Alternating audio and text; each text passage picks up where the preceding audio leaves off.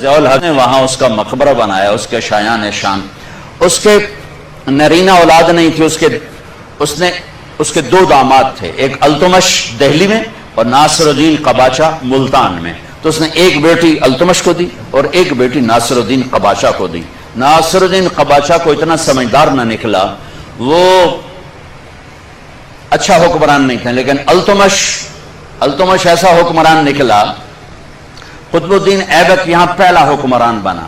التمش ایسا حکمران تھا کہ جب خواجہ بختیار کاکی رحمت اللہ علیہ کا انتقال ہوا اور ان کے جنازے کو رکھا گیا تو ان کے خدام نے اعلان کیا کہ حضرت شیخ کا فرمان تھا، یہ التمش ان کا مرید بھی تھا، کہ میرا جنازہ وہ پڑھائے جس کی کبھی تہجد قضا نہ ہوئی ہو، جس کی تکبیر اولیٰ قضا نہ ہوئی ہو، اور جس کی عصر کی سنتیں قضا نہ ہوئی ہوں.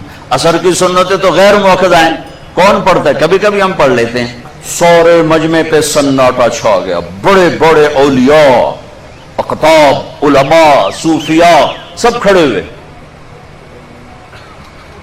جب کافی دیر گزر گئی تو ایک شخص یوں نقاب اوڑے ہوئے، منہ چھپائے ہوئے، روتا ہوا باہر آ رہا ہے.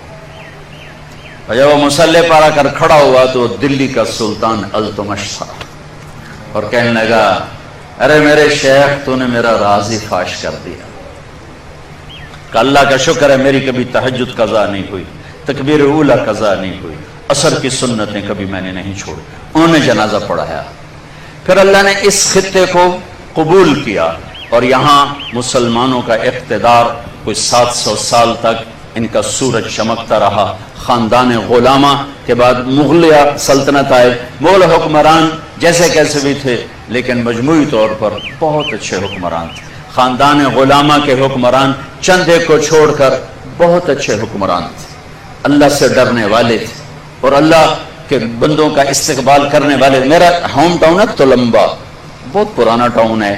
یہاں سکندر ذوالقرنین آ کے ٹھہرا ہے، ملتان پہ حملہ کرنے سے پہلے ٹھہرا ہے. یہاں محمود غزنوی آ کے ٹھہرا ہے، ملتان پر حملہ کرنے سے پہلے ٹھہرا ہے. اور یہاں تیمور آ کے ٹھہرا ہے، دلی کو لوٹنے کے لیے آیا تھا کم بخت، تو اس نے میرے تلمبے کو بھی لوٹا اور کھوپڑیوں کے مینار بنائے. باقی دو نے کچھ نہیں کہا، چھوٹا جا شہر آئی لیکن اس کو خون بہا کے مزہ آتا تھا. تیمور کہتا تھا جب خون نکلتا دیکھتا ہوں تو مجھے ایک سرور آتا ہے، میرے اوپر ایک کیفیت طاری ہو جاتی جب میں لوگوں کا خون ابلتے دیکھتا ہوں، اور بچوں کی چیخ و پکار اور عورتوں کی آہ و فغاں جب وہ کہتا میں سنتا ہوں تو مجھے ایک نشہ آتا ہے. وہ اس قسم کا بھیڑیا نما انسان تھا. تو 700 برس کی تاریخ ہے.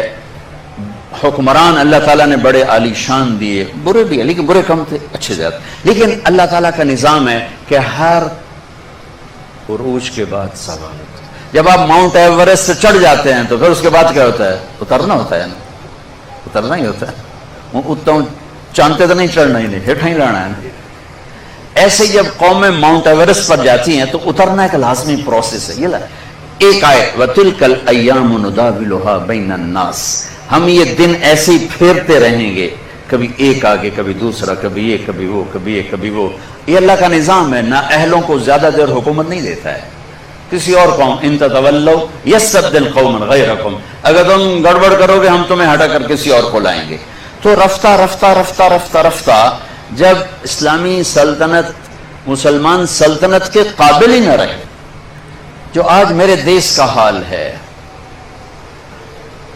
کہ کسی طبقے میں کوئی صلاحیت نہیں رہی اپنے نظام کو لے کر چلنے کی.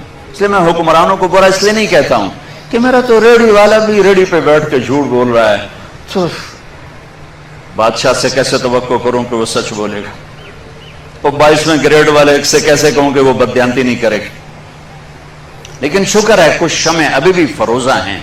سارا ایسا زوال نہیں. کچھ لوگ ہیں جن کی برکت سے میرا دیش قائم ہے، میری دھرتی قائم ہے، جن کے نام سے یہ نظام چل رہا ہے، اور ان کی دیانت سچائی وہ سورج کی طرح روشن ہے. زوال کیسے آتا ہے؟ جب صلاحیتیں ختم ہو جاتی ہیں، جب استعدادیں ختم ہو جاتی ہیں. جیسے جوانی پہ بڑھاپا آتا ہے تو وہ کام نہیں کر سکتا. قوموں پہ جب بڑھاپا آتا ہے تو وہ کوئی کام نہیں کر سکتے. اللہ نے کائنات کو چلانا ہے, اللہ اوروں کو لے کر آتا ہے.